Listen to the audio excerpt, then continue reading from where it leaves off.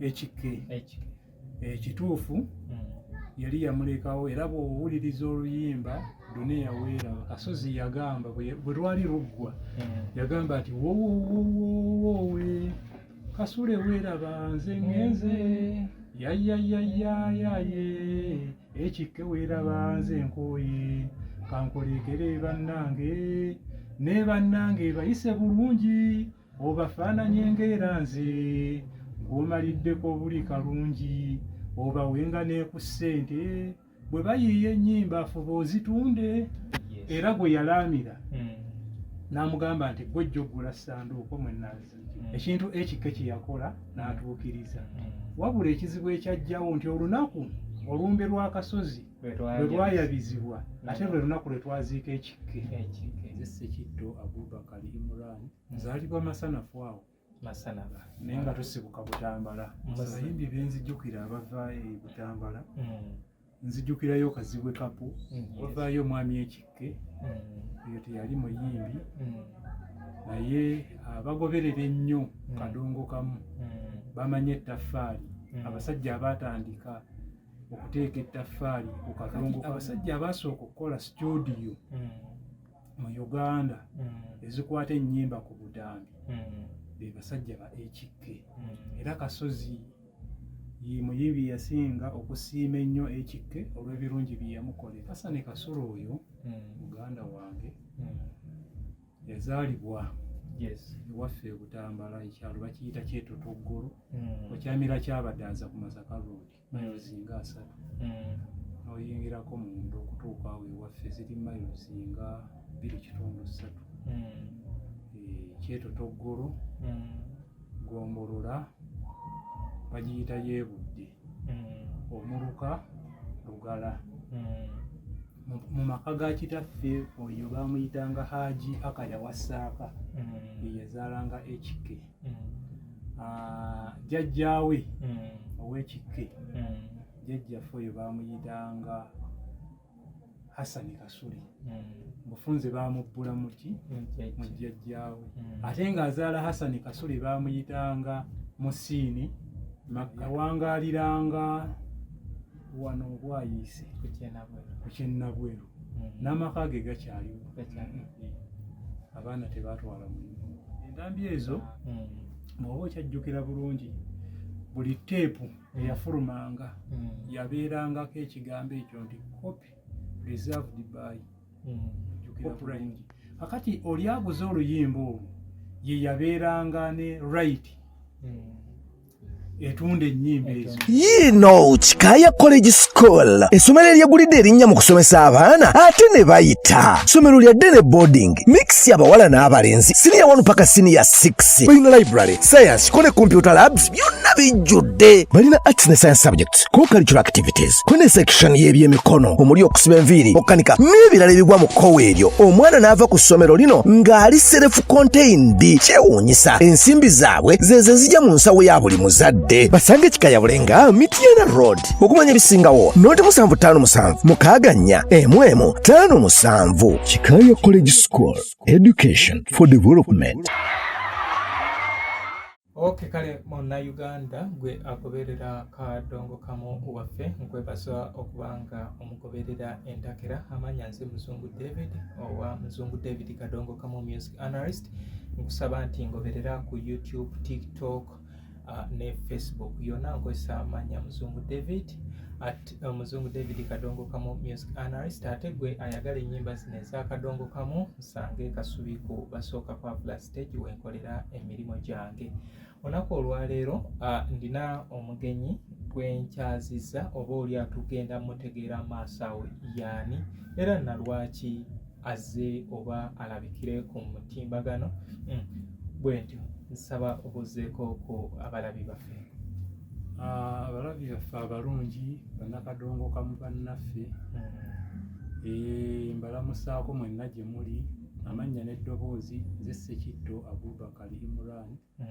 kampangaalira masanafu awo weewaawo mukama wange masanafu agamba ki masanafu balungi tebalina ttabu mwebale gyonna gye mutuusaako engalo weewaawo ssebo nammwe mugyebalire bwe tutyo gitambula gitya mwebale kuweereza nakugoberera amanyi buno buweereza bwe twewa essebo nga tugezaako obaoliawo naffe tuteekeyo ku mukululo nga twongereza kugwa bakadde baffe gwe baakola ettoffaali lino naye likaluba nti tuli mu nsi ng'ensi egenze ng'eyonoonekamu eri mixed up abantu bino abamu tebabiraba nga nsonga abasinga batunuulira biri nti oli yakunamye oli yavumye oli yakoze kati ebyo babiwa obudde bino ebyaffe ebyamakulu ne tubiddira oluvannyuma n'abamu tebadda kubiwuliriza naye kye neebaza kiri kimu nti kadongo kamu ekirungi kyalina okwawukana ku birala nti ate alina akadde ke perfect timing gwe n'ogenda omala n'okola ki kadongo kamu alinga maka osobola okeera kati wakedde n'ova emasanafu n'oyita wano n'oyita wano n'oyita wano n'oyita wano naye woolewoola olina okuddayo wa ewaka kati naffe bwe tutyo ti abaana osanga oli akunama oli akola ki naye bw'akula ate nadda eno okumubuulizi n'akomawo ku nnono kadongo kamu n'atandika omubuulirira okkiriziganya nawo omuntu okulokoka nga akyali muto omuntu n'alokoka nga muto omuntu bw'alokoka nga muto nzikiriziganya nakyo lwansonga nti aba akyalina amaanyi agakola buli kintu naye n'abyerekereza n'agamba nti kandukuke yinza okuba nkututteeyo nga obulokole kuba kwenenya kati omwana ow'omwaka ogumu 2, 3, 4, 5 aba yeenenyaki anyway yo tuveeyo kati kyekiri kyembadde nkugamba nti ojja kwesanga bano abaana abato myaka 10, 20 awo babeera bamanyi nti ki webali we watuufu kati waamala ensinga emaze omuddo gwonkanako kwe kudda eno ataalokoke kadongo kamu abeeranga mulokozi nti yakola ki yabudaabuda oyo yakola ki eyali awaba n'okumuteekateeka kubanga eri aba yeenenyeza nti nze nakola kino nakola kiri nafuuwa enjaga nakoomonta kino nali twalina effujjo n'atuuka ng'akoze eki ng'abikooye kati ase kitto ozaalibwawo nzaalibwa masanafu awo masanafu oli wa mu kibuga ndi wa mu kibuga naye nga tusibuka Butambala mu ssaza lya Kabaka musibuka Butambala kati tutudde mu kisaawe kino ekya kadongo kamu Butambala eyo evaayo nga bayimbi ki gwe boyinza okuba nga okyajjukira abayimbi benzijjukira abava e Butambala nzijjukirayo Kazibwe Kapu eri bayitayo taidi z'ekibibi eyo ŋŋambe Kazibwe Kapu wavaayo Mwami Ekikke eyo teyali muyimbi naye abagoberera ennyo kadongo kamu bamanye ettaffaali abasajja abaatandika okuteeka ettaffaali ku kadongo kamu kubanga oluberyeberye abantu ennyimba baazikwatiranga Nairobi abaasooka okulikoodinganga nga bagenda Nairobi abalala bagendanga mu studio za Radio Uganda omuyimbi n'akwata gitaaye mu nkola gye bayitanga eya piga 20 n'akwata gitaaye n'asuna ng'eri bwe balikoodinga kakati abasajja abaasooka okukola studio mu Uganda ezikwata ennyimba ku butambi be basajja ba Ekikke yali musaale nnyo era Ekikke oyo ate nno nga yali muganda wange ye yatandika abayimbi nga bw'olaba basudde abayimbi nga bw'olaba Kasozi era Kasozi ye muyimbi yasinga okusiima ennyo Ekikke olw'ebirungi bye yamukolera ensonga lwaki yamuyimbako nnyo mu nnyimba nnyingi kale bantu bange abangoberera ono ye muto w'omugenzi Hassan Kasule Ekikke Livingstone Kasozi yamuyimbako mu nnyimba ez'enjawulo era nammwe abalina entambi ez'enjawulo musobola okulabako entambi ez'okuli HK Studios yali ya muganda wono so obadde oyogera music ndowooza HK bo bajja be bannayuganda abasooka okowuninga studios Butereevu. nga kubanga music bamala omukolera e Nairobi wano twafuna companies ezajja ne zibeerawo ezawano nga zikola music. Oyo Mayinja twalina Opera Tom Tom yali mu industrial area, era eyo jjajja w'abayimbi Christopher Ntege Sebadduka ye yali agent waayo. Era nga buli Lwakusatu yali agenda awo ku Market Street, so nga Market Street we wali ne Kadongo Kamu Super Singers ng'agenda n'atuulawo n'abeera nga display, abantu ne bagula amayinja nga balabyeko jjajja w'abayimbi ng'azze. So twafuna zi Serenade. Serenade yali ya muzungu bamuyitanga Paul Kasmaker mu Netherlands. Era oyo Paul Kasmaker ya smugglinga fe cassette tapes, cassette radios okubeera nga zijja ne Uganda zajja through smuggling kukukusa mu myaka gy'ensanvu, kubanga jjukira ebiseera ebyo Idi Amin Dada yali agobye bakyeruppe. Kati Bernard Nsubuga Ssemango ye yali akola ki? Ye yali nga amukolera operator, ye yali operator we nga bakolera mu linnya lye. Bernard Ssemango yafa. So bwe tutyo ne tutambula Opera Tom Tom, Serenade, ne twalina zi Kagabe, kati bano ba Busula Jinja Rebongeze, zi gundi waliwo gundi Satana yali ya Misera Segamwenge, kubanga Satana yaliwo mu 7 nga ziggwako. Kati bano abaana omugigi gw'aba Kasajja and Sons Emporium Kasiwukira azze luvannyuma, naye ng'oredde naye yatuuka n'abeeramu, kubanga balina studio emanyiddwa nga United Sound Studios. Simanyi bagitegeerako, nagiwulirako mu basookera. Bonna yakuŋŋaanya abo bakasiwukira, nga bali omu bakase baava omwo, era HK yatwala kase mu United Sound Studios. Ndowooza ku market walaba Kikuubo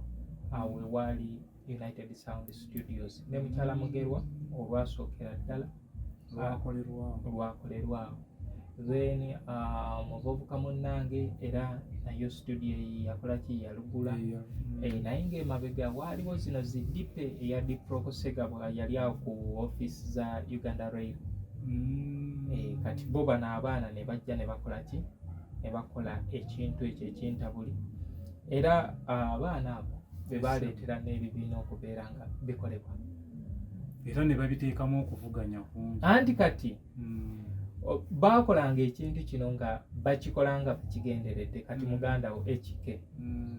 waagira bagundi ye yateeka ssente mu basudde okubanga akola kabuladda. Super Singers eyo nayo yali nga akolagana nabo ng'abagulako ennyimba, era n'oluyimba lwa gundi olw'akasozi olwasookera ddala essaawa y'omunaana 1984 yali Kasajja and Sons Emporium. Then we yajjirira eno nga bavudde ku gundi bavudde Kadongo Kamu Super Singers bagenze mu Lukwata, n'agula oluyimba Jessica Nababi. We batyo bajjanga batandiikiriza batyo okutambula mpolampola. Batandiikiriza okutambula mpolampola. So HK Essebo Hassan Kasule. Njagala onyumizeeko ku bantu ku Hassan Kasule, abantu oboolyawo bakutegeereko ebyo ebitonotono ebisaanyi. Essebo Hassan Kasule oyo muganda wange yazaalibwa ewaffe e Butambala, ekyalo bakiyita Kyetotoggolo, okyamira kyabaddanza ku Masaka Road, mayilozi nga 3. N'oyingirako munda okutuuka awo ewaffe ziri mayilozi nga 2.3. Kyetotoggolo, Gombolola bagiyita Yeebudde, Omuluka, Lugala. Mu maka ga kitaffe oyo bamuyitanga Haji Akaya Wasaaka, ye yazaalanga HK. Jjajjaawe ow'HK, jjajjaffe oyo bamuyitanga Hassan Kasuli bufunze bamubbula muki mu jjajjaawe ate ng'azaala Hassan Kasuli baamuyitanga Musiini Makkato. So kaakati Ekikke bw'azaalibwa mu Makaago yali mwana nga wakuna mu Makaago n'abeerayo n'asoma paka lwe yatuuka mu myaka egikulaakulamu najja n'ayingira ekibuga n'atandika okupambana n'apambana mu by'ennyimba ebyo. Yawangaaliranga wano Bwayiise ku Kyennabweru n'amaka ge gakyaliwo. Abaana mwebali abalala buli omu nga bumanyi nti bw'okula basaasaana naye ng'amaka g'Ekikke bwe gali Bwayiise awo ku Kyennabweru. Essebo waliwo omwana eyatwala omulimu gwa muzeeyi? Abaana tebaatwala mulimu, bagira byabwe, buli omu yayingira mu bibye. Nga bw'omanyi okusoomoozebwa okwajjawo mu ndongo awo nga bwe wabitegeera, kati abantu bangi baabyesambajja. Kasita twafiirwa basudde ne tufiirwa Kasozi, Kafeero naye n'agoberera oluvannyuma lw'emyaka nga 10. Kati awo ekisaawe ne kibeera nga kizzeemu nnabe, buli omu n'abeera ng'akola ki, kuba waliwo ne muganda waffe omulala gwe bayita Haji Bagenda yakolanga ne Ekikkooyo ng'emirimu gyonna agitegeera bulungi. So no si ye secretary wa Uganda Music Publishers Association? Yo naye kati ali nnyo mu by'okutwala abaana ebweru. Lwaki tampakalango? Ajja kakuwanja kwogera naye. Mpulira nti abasajja ewa Salimu Saleho ye bamukonga lusso. Yabajja ssente mu ngalo. Ssente mu ngalo? Mbadde sinnakinoonyerezaako nnyo naye nja kukinoonyerezaako obuvuna obudde obwakyo. Anti abayimbi baali bagenzeeyo nga beesomye tutunda ennyimba zaffe nga baagala babawe akawumbi kaabwe. Oluwombo n'alulinnyamu ng'agenze n'ebbaluwa ezaagulanga entambi ezo. Entambi ezo bw'oba okyajjukira bulungi, buli teepu eyafulumanga yabeerangako ekigambo ekyo nti copy reserved by copyright, akagundi ako kabeerangako. So kitegeeza nti bakasiiwuukira ab'Ekikke n'abalala baagulanga entambi ezo. Kati ng'omuyimbi obuyinza obwenkomeredde abeera nabwo okuyimba luyimba olwo ku siteegi, naye okugamba nti kandotunde kubanga obutafaanaganako n'olwaleero omuntu lwayimba zino singles, omuntu ayimba luyimba ne lusaasaana. Edda omuntu bwe yakubanga teepu eyo alubamu yonna ng'ebaako ennyimba nga 6 oba ojjukira bulungi. Kakati oli aguze oluyimba olwo ye yabeeranga ne right etunda ennyimba ezo. Bangamba Chameleone kata agenda mufukamire kubanga yali asinga ozeetaaga, yali asinga okwagala nga obudde olwo yali atuddeyo kipepeo. Ate ng'era Chameleone ennyimba ze ezisinga, kubanga Chameleone yatandika okuyimba alubamu gye yasooka okukola yali mu mwaka gwa 2000 nga guggwako. Alubamu eyo bagiyitanga Mama Mia. Era bw'ogitunuulira yaliko ennyimba zaalinga 6 naye era nazo kasiiwuukira ye yakola ki, n'ezaddako awo zonna zijjamira ziddolotiya ojje ku zishida za duniya n'endala era zonna zaalinga za kasiiwuukira nga yakola ki. Olwo kati lwe yali atutteyo kubanga kasiiwuukira sirishuwa nti yali nga anti ndowooza yeetooke lyamala lyanoga n'alema okubeera ng'ayingira ekibiina kya Uganda Music Publishers Association embasa erabidde. Kati yali tuburo yagula kipepeo 50 millions era bw'atyo ejjagenda bagenda n'ajjayo endagaano n'ajjayo nti eno ya tuburo ng'agula oluyimba kipepeo General Salim Saleh lwe baagala okuguza bakuguza mpewo era bw'atyo Salim Saleh n'agamba bagenda security ekutwale mu hotel Owummule abantu badde beesotinge emirimu gy'endongo muganda wange oyo takyagirimu nnyo ali nnyo mu kutwala abantu ebweru ali knowledgeable ku music kubanga beekika era twali tunyumya naye jjuuzi n'aŋŋamba nti ekizibu ekiriwo omulembe guno abantu tebeebuuza kubanga waliwo ebintu byendaba mbeera awo ogenda okulaba olinga ayogedde ku kadongo kamu naye nga byayogera bulimba bwereere kati ffe ababimanyi kyenkana abaatandika kadongo kamu tubeera awo ne tukola ki bwe yaŋŋamba bagenda kyekituufu be basajja abamanyi obuvo n'obuddo kubanga baalinga n'ekikke ate era n'ekikke bwe yafuna n'asigala nga yatwala emirimu paka lwe yakola ki naye okufa kw'akasozi nga kwakusanya ebintu kubanga nzijjukira bwe mbaseerabidde Kasozi oyo gwe yali yalekawo ng'omukuza w'abaana ekikke ekituufu yali yamulekawo era bw'owuliriza oluyimba Dunia weeraba Kasozi yagamba bwe lwali luggwa yagamba nti wowowowowe Kasule weeraba nze ngenze yayayayayaye ekikke weeraba nze nkooye kankolekere bannange ne bannange bayise bulungi obafaananye ng'era nze ng'omaliddeko buli kalungi obawenga ne ku ssente bwe bayiiya ennyimba afuba ozitunde era gwe yalaamira n'amugamba nti gwejja oggula ssanduuko mwe naaziikibwa nga kerodde wadde gye tugenda tebeera kudda ekintu ekikke kye yakola n'atuukiriza wabula ekizibu ekyajjawo nti olunaku olumbe lwa Kasozi lwe lwayabizibwa ate lwe lunaku lwe twaziika ekikke kaakati n'abeeranga endongo yajjamu akacyankalano era omwaka 1997 gwakusanya nnyo kisale ky'akadongo wajjukira gwe gwatwala basudde yasooka oziikibwa wayitawo emyezi ng'ebiri ku esatu ekike n'agenda ogwo gwe mwaka gwe gumu ogutwala Bisegerwa owa Happyland ne gutwala Christopher Sebadduka jjajja w'abayimbi ne gutwala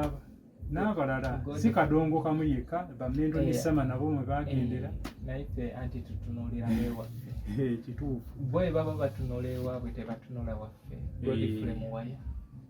Kayanda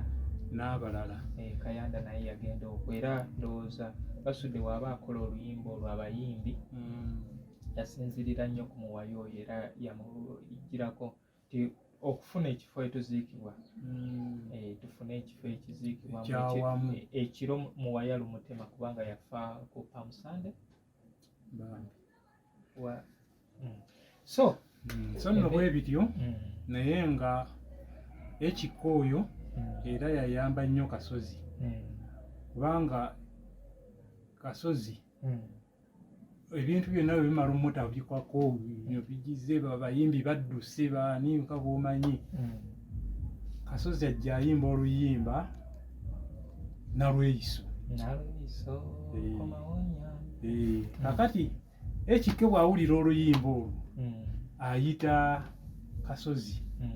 amutwala mu bbondi amugamba londa emmotoka gy'oyagala amugulira emmotoka mpya era bw'oba owuliriza mu luyimba Dunia weeraba era yayogera gundi oyo Kasozi n'agamba nti kati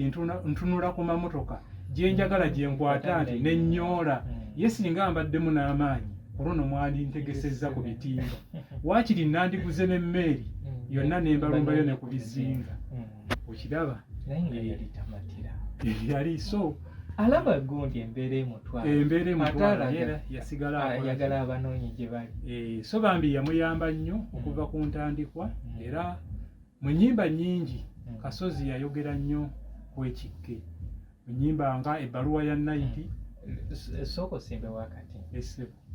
okusupplementinga ku mboozi egyo bwotunyumiriza Essebo. eya Nalweyiso cause natuula ne Namwandu Kasozi. nemubuuza ndowooza omwaka gwali gwa 2018 nemubuuza ekintu ekyo was it a true story or nti wanoba nangamba saanobako nafuna ne muganda we mukulu we Josephine Kamya mukulu we era omukyalo oyo yajjanjaba nnyo Kasozi ngamba naye bwali buyiiya kubanga yembeera mwe yali nga esobola okusika abantu oluyimba olwo lwatunda nnyo twali tuli baana bato naye nzijukira bulungi oluyimba olwo lwatunda nnyo era baalukolera ekivvulu kyali kyamaanyi n'ennyonyi nze gye nalabako ng'eyita zino ennyonyi z'ekajjansi nga bagisibyeko baana ennene ng'egenda era nga kivvulu ekyo n'okusuula obupapula olwo ekike baabaleeta emulabako asaasobola kubanga twali tetujja mu bivvulu ng'emyaka gikyali mitoototo naye nga kyaliyo ennakivubo yeganzire ku kiri nalabako omugenzi ekike yali musiraamu ate mpulira nti ate obusiraamu tebukkiriza music biki ye yali amenya nteeka ku sayidi y'obusiraamu bwe yali akola omulimu ogwo teyagamba nti yasooka kwebuuza obusiraamu ate n'obusiraamu bw'ebiseera ebyo tebwalinga bwakati kubanga bw'ogenda n'olaba abasajja twalina omusajja baamuyitanga saamulabako baamuyitanga Sulaiman Mayanja omusajja oyo Sulaiman Mayanja ffe tugenda okutegeera ng'ennyimba ze buli lwakutaano bazikuba ku ki ku radio basiraamu bannanga b'oluganda assalaamu aleikum wamusirimina wamusirimaati mwena assalaamu twalinga bato naye nga ku radio Uganda program matalisi kwe tumanyira nti olunaku lwakutaano ng'omusajja oyo bakuba ennyimba ze so kati obusiraamu bw'ebiseera ebyo tebwalinga bwakaakati wadde n'obwakaakati era waliwo abazikkiririzaamu n'abayimbi abasiraamu tubayina waliwo n'abatazikkiririzaamu kubanga nzijjukira mu myaka gy'ensanvu eyali akulembera yali musiraamu Idi Amin dada nzijjukira kimu nti oyo Sulaiman Mayanja ejjajja w'ennyimba z'eddiini yalinga mu Entebbe Gitasingazi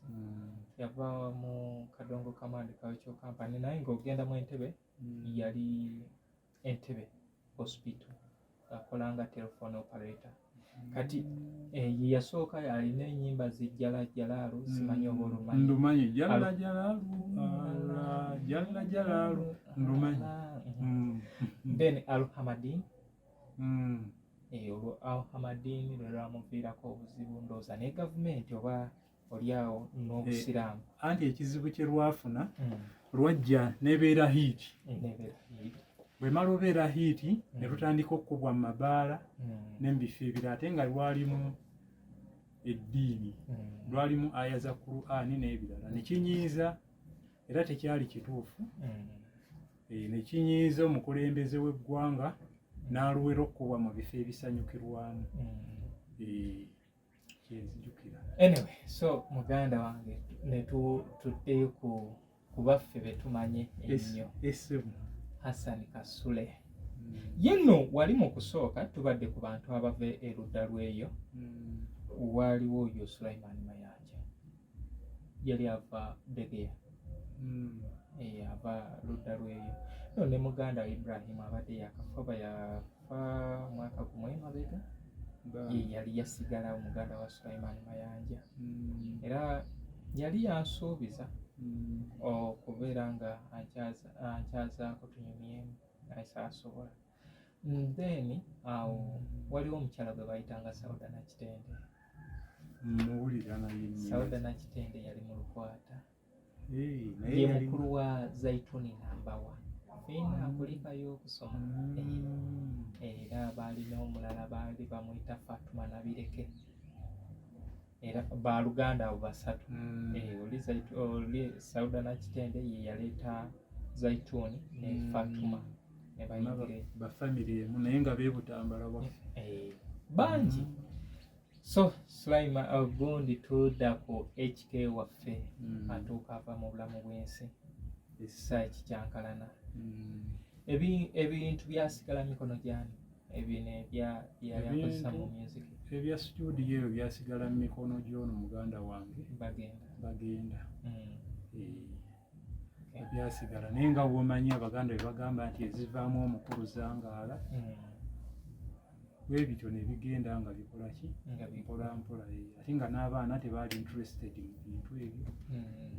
naye nga kyemmanyi studio nga yo nga bw'ogimanyi ate studio z'ebiseera ebyo nga bwegambye tizaabanga za piga 20 nga tezibaamu nnyo byuma ennaku zino music instruments kati muzizannyira ku keyboard yo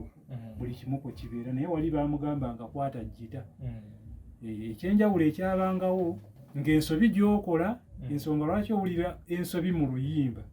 ng'oli ye yatemangako obutemi n'akiddamu ensobi n'esigalamu yasigalangamu n'agenda mu maaso ate n'akiddamu naye kati ennaku zino ebintu bibeera ku kompyuta ako kennyini akatundu k'osobezza ke batemamu bwetti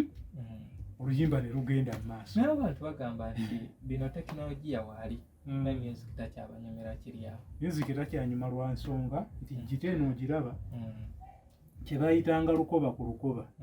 omuyimbi yakwatanga n'asuna jjita ng'owulira eddoboozi lyennyini erya jjita naye kati ennaku zino batabula kati bateekamu n'ebinyaanyanyaanya n'owulira nga osobola owulira abayimbi b'akadongo kamu tobayina ba Mathias Walukagga we bali n'abalala naye nga olukoba luli terukyakola ki terukyavuga owulira kati bayimbira mu sitayiro zindala essebo. Wakyaliwo essuubi nti abasajja omumyuziki waffe ajja kuddamu? Music kijja kuba kizibu wabula kyetaaga okufuba ennyo singa tunaaba twekembye ennyo n'okuddayo ku nnono. Kadongo kamu teyabanga ndongo yokka wabula waliwo message kye bayita message eyayitanga mu ndongo nti omusajja yajjanga n'ayimba ku bwenzi katugeze ng'awaana obwenzi kasamba lyanda amani basudde naye ate eri gye yawunzikiranga ng'amala n'avumirira obwenzi n'akulaga ebibyo ebikola ki enakakubuulira. Kati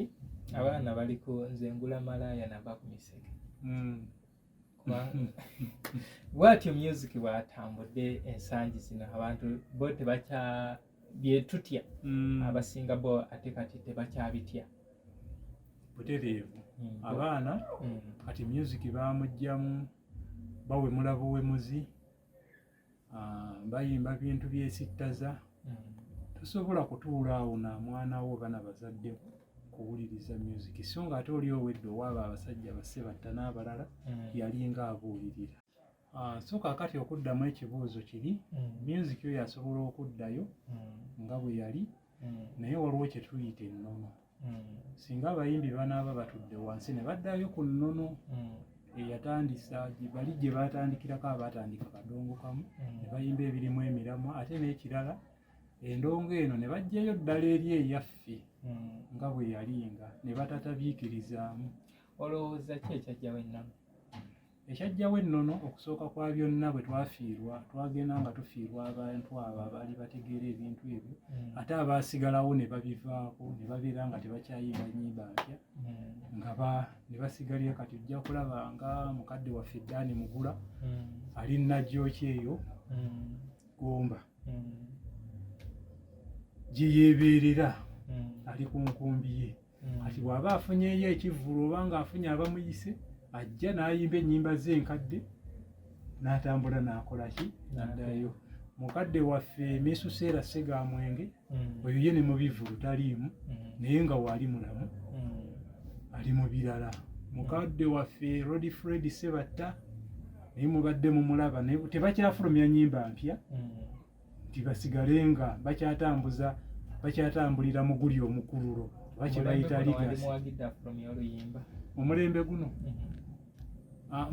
guno singa aba n'obusobozi obulufulumya yandirufulumizza naye ng'era asigadde atambulira ku mukululo guli. Anti era tulabyeko ez'emabegaawo naye ng'abantu bagamba ezimu bafulumiza naye zibulamu kubanga bo bategeera kino. Anti kati kyekiri kyeggambye kati ne bakadde baffe abo kati Fred Sebatta emabegako wali myaka nga 10 okudda emabegaawo abadde afulumyanga ennyimba naye atejjukira ye yatuuka ekiseera Matendo promoted singers n'agikyusa n'efuuka Matendo band. Olwo kitegeeza n'atandika kuyimba bandi olukoba n'akola ki n'aluvaako. So nga ate abasajja nga Steve Jean kuba yabadde ng'akola ennyimba za mukama waffe oyo Sebatta abaddewo waali naye ng'era naye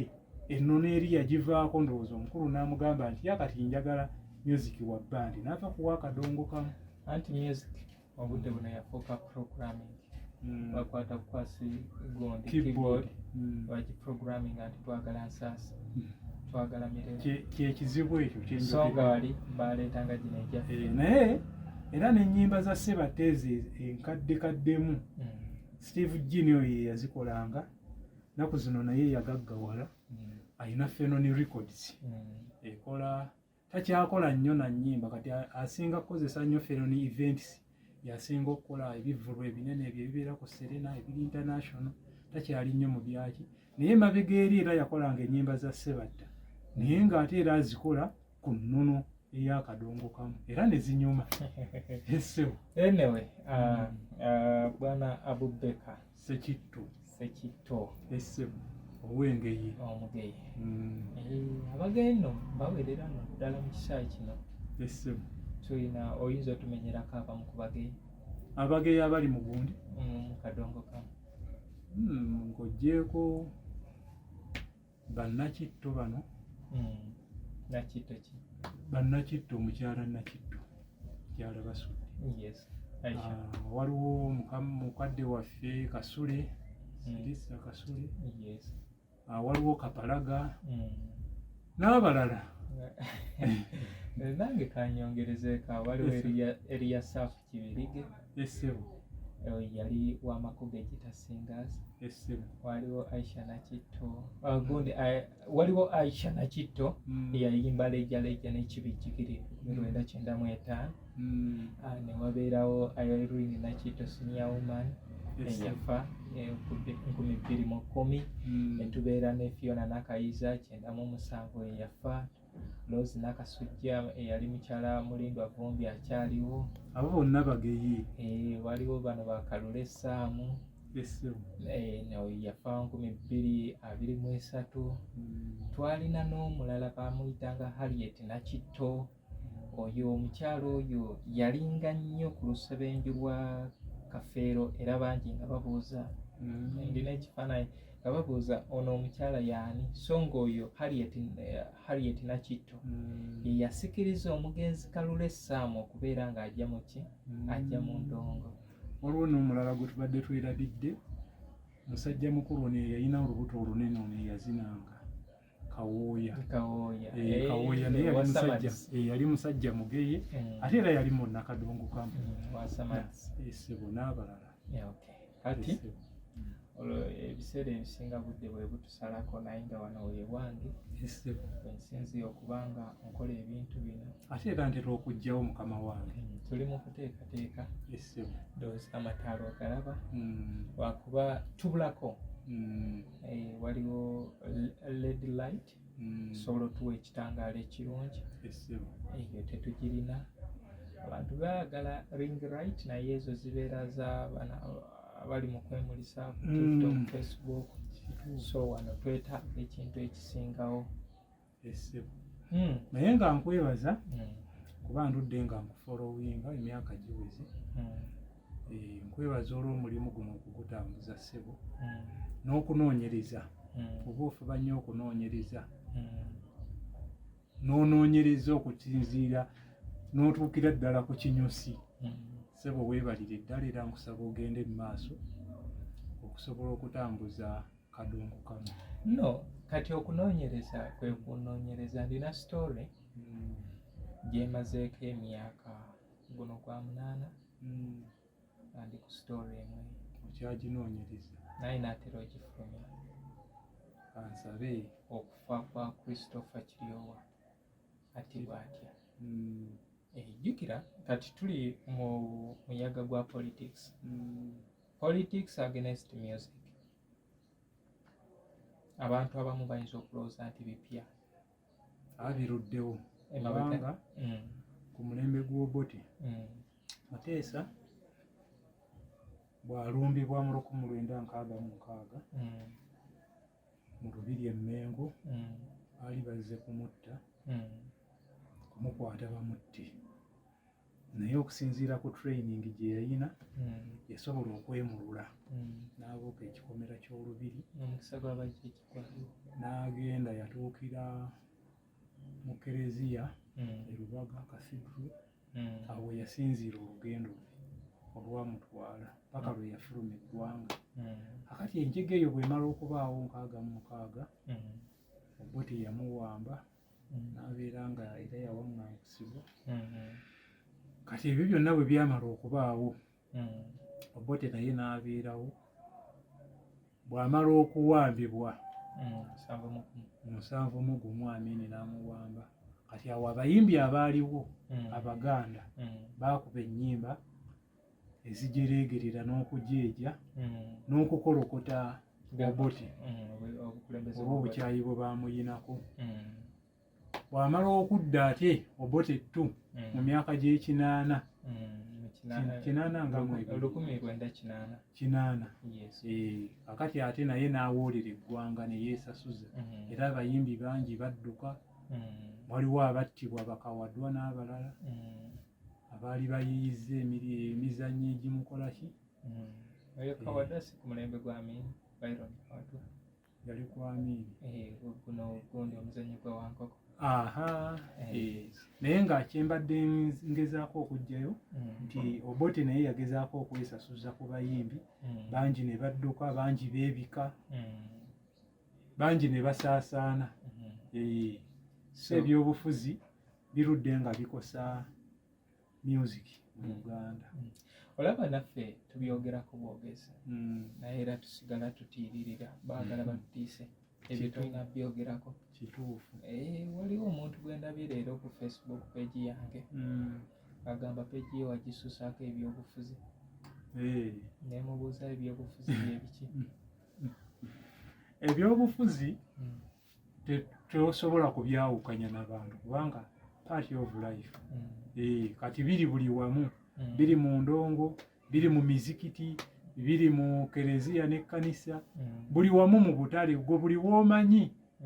sectors zonna. Obufuzi oba obukulembeze butandikira ddala waka zibaamu okufuzi. Ensonga lwaki bagamba nti epakula ogiraba yasemaka entebe tetuulwamu butereevu. So ffe oba olumu wetuvaayo n'owandiika oba you write about Bobi Wine president wange ekyo kinyiiza bangi atakola ki atamwagala naye ndowooza obwo bwe bumu politics w'ekisiro ebyekito musobola okubeerawo mwena diversity mulina ekibaawula n'ate nga mukolagana butereevu naye tetubitegeera ebyo. Kati abasinga ligimu gye tulimu ffe olaba okugenda n'okomentinga bukomentinzi ku post ya president Bobi Wine Kyagulanyi ekyo kikuwalanya ensi yonna. Kati abamu ekyo kyebagamba nti gundi kale so embeera bwetyo ebeera nti bwe omuntu alina kulowooleza tetukyalina budde bulowooza wabula omuntu alina kulowooleza. Kyendowooza nti yandibadde eyo ndowooza ya kisiru. Nze ndina mikwano gyange bemmanyi nti tebawagira kyempagira naye tetabeera mulabe wange kubanga nga nange wenasalawo naye bw'ati bwe yakola ki naye bwe yasalawo. Buli muntu aba wagira kyayagala diversity naye nga tulina ekirubiri. Era nze kyentera okugamba abantu kyenkubiriza n'abali eyo bonna abatulaba ebyobufuzi bibeeranga eddiini. Eddiini emyaka giri egy'emabega ennyo ng'eddiini zaakajja abantu beewalaniranga ddala n'osanga omuprotesitanti ng'agamba omwana we togeza n'ofumbirwa omukatuliki wadde nga ffe tubalabanga abafaanagana kuba bwenna agamba omusiraamu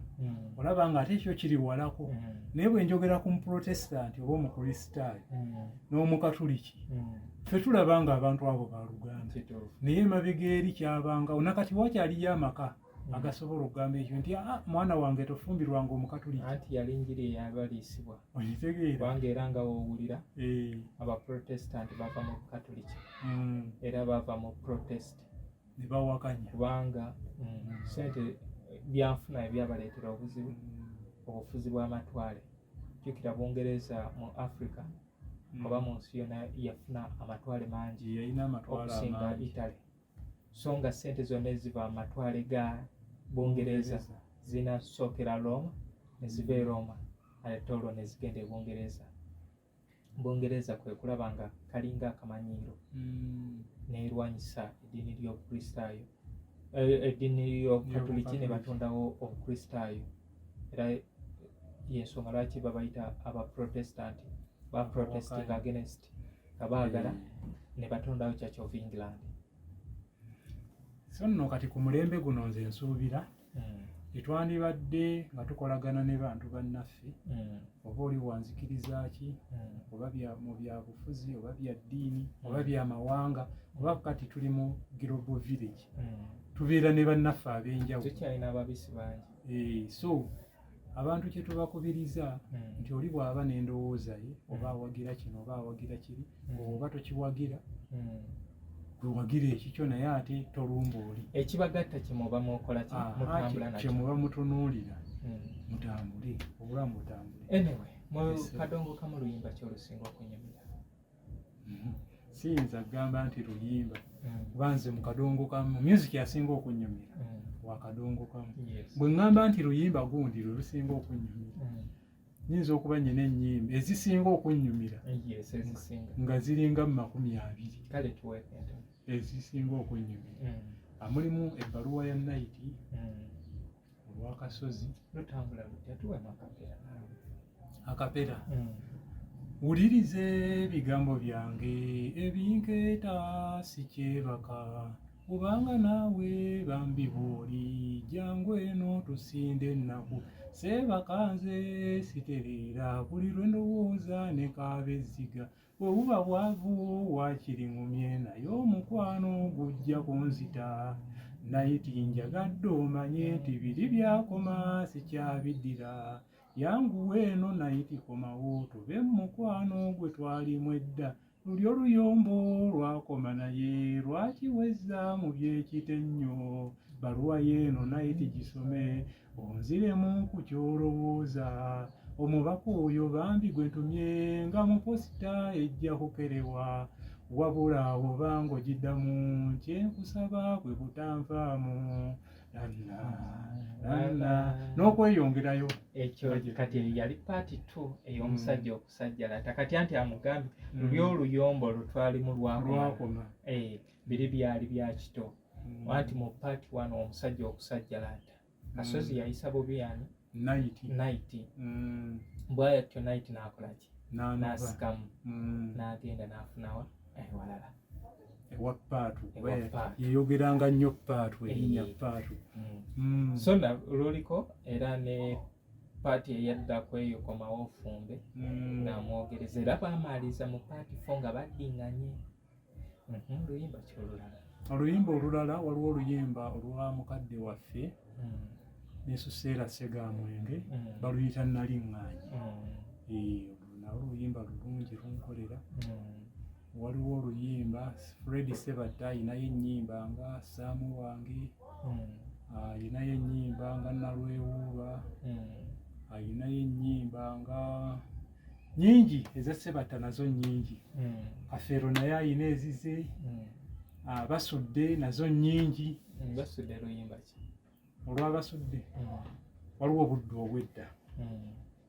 waliwo ekiyintu kye nnayambalanga akakomo akijjira ddala mu kyogero nkyakiyina nayimba kuva buto ne maama bw'abannyumiza nga nkaabisa ggono nga nkyaliko n'ekirira wano omukwavula nayongera obbeyagaza nga ngeegenya bye boogera ng'ayimba mu kutambula nga maama bwampa obugalo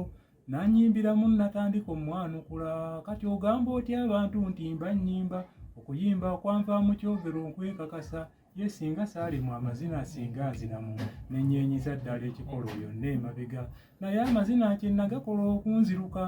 nembulwamu n'amatonotono era simanyi nsanga obuzibu okukiragamu abantu nti kati ndi mu ssanyu oba kati nkungubaga nze bwe mwenya n'ontunuulira ompa amabugo wamma obubi musango munene nakkiriza n'okweyongerayo naye nze kyenabaagalangako kati oyo kapito we yamuteekaawo n'akkiriza nti obi n'akiteeka nga woolaba kibijjigiri naye yalandira okwo n'amanya obunafu bwe n'alukolamu n'oluyimba lwe bayita kibijjigiri alina oluyimba lwe bayita kibijjigiri abasinga lwe bayitanga obubi bbanja abasajja abo okwawukana n'abaliwo olwaleero bafumiitirizanga oli bw'aba ayiiya oluyimba afumiitiriza nga baali basomesa ate kati basudde bw'ogenda okumutunuulira ennyimba ze zaalimu nnyo okulagula okulengera ebiri mu maaso oba waliwo oluyimba lw'abasudde mwe yagambira nti lwero lwennyini lwe mbadde nnyimba budde ow'edda yagamba nti kati tuzimbye ne mu bisenyi ng'eŋŋonge wansi emyala gitwala mukoko ate akyuma tukutte ku nnyindo kungulu kuno tweyalira ebintu ebyo ebiseera ebyo we yabiyimbira byali tebiriiwo naye kati ate olwaleero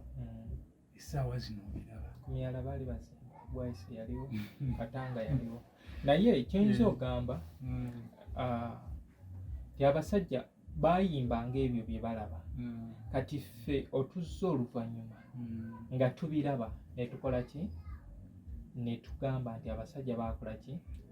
balengera eby'omu maaso bw'obiwuliriza kuba kati nga mu luyimba olwo obudde ow'edda yali asomesa abantu baffe mu bibuga baddeko ewaabwe emyaka egyo we yabiyimbira olina amaka ge wasanganga mu byalo eyo nga gaazika tewakyali abantu baavaawo twali tukyalina nabusiisira okitegeera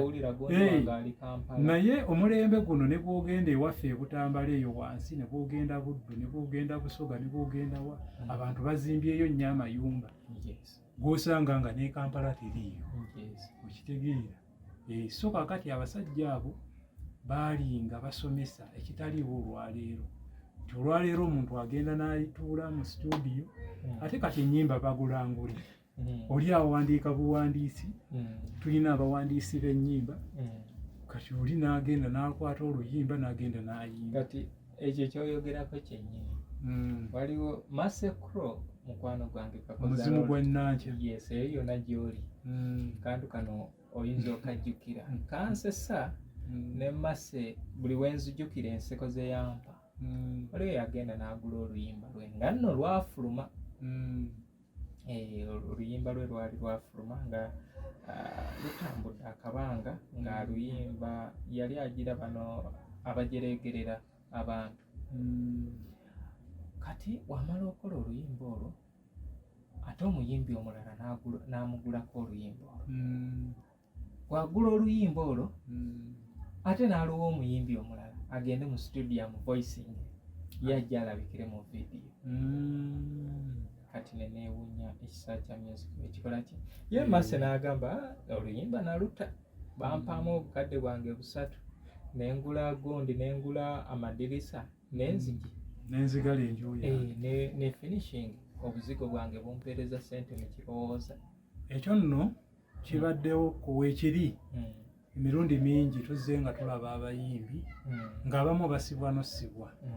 naye nga bakaayanira ki ono agamba oluyimba lwange n'oli agamba lube naye kiva ku ba songwriters mwalabako waliwo omwami bamuyita Little Boss yakaayanirako oluyimba lwe bayita Njagala oluyimba Little Boss yaluyimba ne Namubiru n'aluyimba kaakati tugenda okukizuula ng'ono agamba nti ate Catherine Kusaasira era baakwatako Kusaasira ne bamusiba nga bagamba ye yakola ki nti nze ye yalunguza. Namubiru yagamba nze yanguza oluyimba yaani namuwa ssente azitwalira ani oli ate oli ng'agamba nti awo oluyimba lwange nze nali ndutunda ne batampa ssente ne ndweyimbira n'ennyimba endala. Tulabye emabegaawo Gertrude Nalule ali mu kuntuuka ne Rachel Namiro fa ku luyimba lwange tofumita lindazi. Kyandyetaagisiza omuyimbi okuyimba oluyimba lwa munne? Tekyetaagisa kubanga oluyimba olwo luba lwayimbibwa ate oli yateekamu obudde bungi ne ssente nnyingi n'ayiiya oluyimba n'alubikodinga n'aluteekawo. Kati nze ndowooza naye abayimbi be bayimba bibaweddeko ennaku zino. Ensonga lwaki olaba nga abayimbi nga Gravity Omutujju essaawa zino ayimba byabuwemu nti oluyimba kwe yajjira lwali lwa Walumbe Zaaya, lwali lwa Paulo Kafeero, lwe yaddamu ne lumuteekako kitwali tetumumanyi. Okimanyi nti akaakula amamera ogolola kamenya kamenyesi bwe kiri kubanga n'oluyimba lwennyini olwa Walumbe Zaaya ajira n'akugamba nti olumbuga oluki ekyo abantu ne bakitunuulya ng'akutte oluyimba olw'ekitiibwa alutaddemu ebintu ng'ebyo. Kati bino byakola bino tebikwewuunyisa. Ojja kulaba omuyimbi ono gwe bamuyita Josted Kigozi lwe lwamuleeta lwali lwa Eri Wamala era bwe lwamuteekawo n'ayimba byeyazzaako awo. Kati essaawa zino byayimba tetubimanyi ne bwayimba. Olowooza omuyimbi tekyandimwetaagisiza nti oba okedde n'oyimba oluyimba lw'omuntu n'oteekamu kusiima omuntu oyo bwe kyandibadde ate nga tonnaluyimba nakulusiima amateeka lwakuba nti etteeka lya copyright likyagaanya okukola mu Uganda era tewaliiwo. Singa lyali likola essaawa zino abayimbi singa batuula waka ne baliisa buti. Etteeka lyakolako naye gavumenti wejja mu buyinza ye yajjawo etteeka eryo kubanga because before 1995 abayimbi baali bafuna ssente zaabwe okuva mu biyiiye byabwe ne radio stations zonna ezaali zikola gundi ezaali zikozesa music waabwe nga zibasasula. Naye wajjawo UPRS, Uganda Music Rights Performing Rights Society bawasula naye abayimbi tebafuna ssente zaabwe. Kati tulina bano abakola tunes era nabo abayimbi tebakola ki naye nga kola tunes gyeziri era bakulaga downloads ez'abantu abakola ki abakozesa gundi ezo. Kati omuntu ayinza ogamba nti muzungu oba yeeyogeza kubanga ffe kola omuntu ayinza okukyawa olw'ekikula kyo, omuntu ayinza okukyawa olw'enfaanana oba obutakwagala bw'agasi ng'omuntu naye gwe alina omuyimbi yenna gw'omanyi kati bamuzeeyi Amiri Sengendo ngenda kuwa example ng'eno oluyimba lwe abeevumaganya emirimu lwe lumu ku nnyimba ezikola nga zikola tune. Ndina muzeeyi Kase lumu ku luyimba lwe zita okubuulana luyimba olwo lwali lwa Namala Robina Namala alukozeseza ng'akola tune okuva mu 2016 okutuusa kati kigenda myaka 10 era ye Kase agamba tafunangako ku ssente zazikola tune naye nga kola tune ze enyimba ze zigyesiri. So ekyo ekintu kya gundi kikyali kigundi nga tukyalina abantu abalowooza okwekusa obwekusa kubanga nali ndowooza nti singa bakwata abasajja abaaliko mu system ne bategeera ebintu we byatambula oba oliawo kyandibadde kyangu naye essaawa zino tebikyasobola kukola. Ye nga kitale kya mukadde yatufaako twamuziika 24 yakuliza ddala ekikke maama we yalwala awo twongereko ku ddoboozi yalwala mangu kale si mangu kuba yali amaze akabanga ng'alwadde nze bankubirako olwo lwennyini 23 ekiro entambula yali nzibu naye nga nnyina okugenda era ne ŋŋenda ne tumuziika nga 24 Desemba.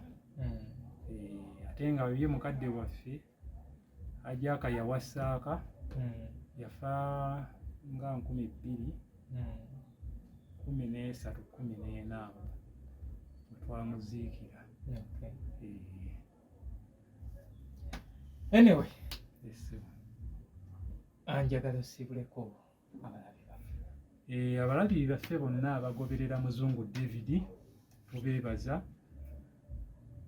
Tubasaba obuyambi bwonna bwe bwetaagisiriza kuba mutera okulaba nga waliwo obuyambi obw'enjawulo bwe tuba tusonda. Bwe kiba kizze mutuyambe mutukwasizeeko kuba bye twetaaga. Twagala okuzimba ekkaddiyizo. Ekkaddiyizo. Nkozesezza Luganda. Omanyi ssebo? Omanyi abaana omulembe guno gututte nnyo ebyaffe. Kyekigambo oyinza okyogera abo naye nga teri asobola. Okwogera Oluganda olwo olungi ennyo. Ssebo ewaffe ekutambala eyo nva mu mutuba gw'Abagenda e Lugala. Ate nga nze Katikkiro w'omutuba ogwo ssebo. So nonsonyiwa okubeera nti Oluganda oluusi njogera olukambwe ennyo.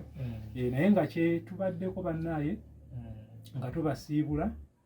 tukwasaganye tulabe nga tuzimba heritage nga bwagiyise ngiyise ekkaddiyizo etterekero. Ebintu bino ebyakadongo kamu tebikyalabika. Ffe twakola tulina radio cassette. Muzeeyi yalina radio cassette nga ya mizindaalo 2 ya cassette emu. Nasooka nendabako gye yasooka ova nayo yali ya muzindaalo gumu ne cassette emu. Apeesa gaba waggulu wano. Kaakati bwe yamala n'aleeta eyo gaboggola. Era we twali ewaffe e Masanafu awo ng'abantu abaliraanyeewo bonna bajja waka okuwulira ku mawulire n'obutambi obupya obwafulumye. Kati awo wennyini essebo last year ndina omwami yandeetera radio cassette ye ya muzindaalo gumu teepu emu yali Panasonic era n'eyaffe yali Panasonic. So ngamba olaba mutabanyi endongo yange eno njagala ogimpeemu ssente. Ngamba muzeeyi njagala mu ssente emeka? Ngamba zonna z'olina n'onaabeera na mutwalo gumbe. Namuwa omutwalo gumu kitundu. Essebo olw'ekyo kyakoze nga njigula gitereka awo. Kakati zino tepusi zino oba obutambi oba kaseti ekiseera kino tezikyamanyikiddwa. Nze naziyina ewaka nga ziwerako naye ebbanga ligenze liyitawo sikyalabako n'emu. Kati ekiseera kigenda kutuuka kyatuuka in fact kuba kati abaana abaffe be tuzadde tebabimanyi bino. Ne bwe wabaawo heritage oba ekkaddiyizo kaseti zino nga mweziri waliwo amayinja gali agaasooka gano ge baakolanga bati aga gramophone n'amalala amanene weegali. Akati mu heritage omwo mwe tujja osanga ebintu bino tumanye nti music kuba oluyimba olwasooka okukwatibwa Katambi olwali lwa mukadde waffe eri Wamala sinna butono. Akati zaabanga ku mayinja ago. Akati ebintu ng'ebyo bye tusuubira okuteeka mu heritage eyo n'abaliddawo bamanye kadongo kamu yajja atya, yatandika atya, yatambuliranga ku ki, music yalinga ku ki, byonna bitegeerekekese. Leero nno mbadde ku mukutu gwange. Essebo ngamba abantu omukutu tegukyabagasanguddyewo kubanga ndina ba followers 12,000 ngenda mu 13. Ndina aba likinga page 10,000. So natubala emitwalo 25. Naye osobola okuteekako ekintu ekyo kilikingibwa abantu 3 oba 2. Naye ate weegenderezanga nnyo mu bantu abatono ennyo abo mbeeramu nkulaba. Nze kati olaba nze muntu amonitoringa ebintu byange buli wenkiteeka. Ndina obudde obulaba notifications nenziyitamu era mmanyi omuntu angoberera. Waliwo oli ya following just for fun for granted. Naye nga ndowooza nti twandiwadde ebintu bino ekyanya ne tuba nga tubigoberera kubanga ebintu kati nga bino bye twogedde mu programu eno olina ekifo ekyo okubisanga Muzungu David nga yakoze eki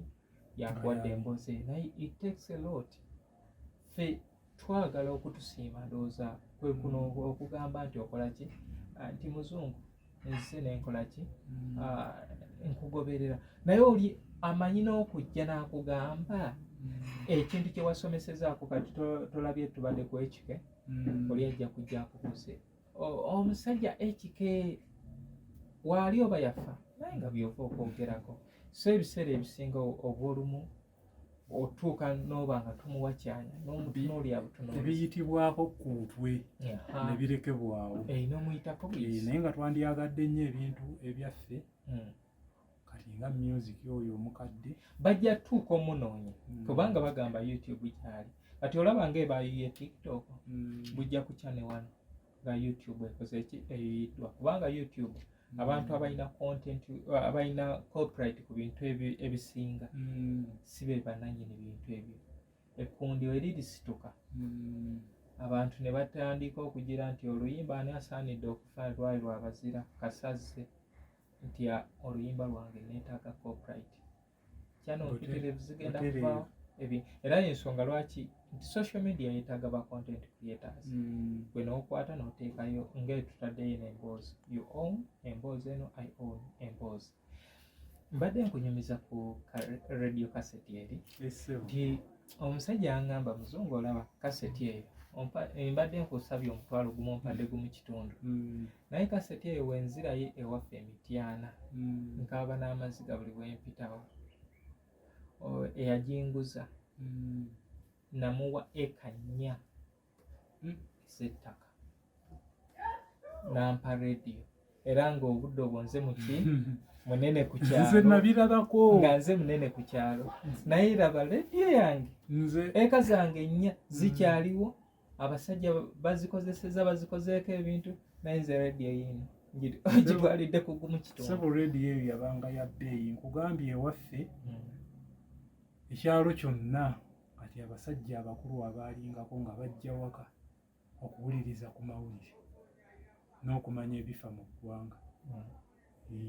yali tegulwa ng'omuntu okumusanga nayo ng'abeera yenkanamu sebo so wakati bw'abaawo ekifo ng'ekyo embaamu rediyo ezo nti rediyo yafaanananga bweti kasetisibuze zino amayinja gali ge tugambye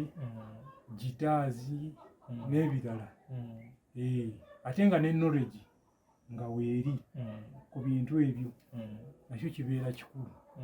essebo so wensabira abatuwuliriza bonna n'abatulaba twongere nnyo okuwagira omukulu ono kale muntu wange olunaku olwaleero bwetutyo bwetulabise tubadde n'ekirabo Property and Construction Services basangibwa Matuga bakugamba gwe eyeetaaga ettaka oba okusanga ennyumba nga bamaze ogizimba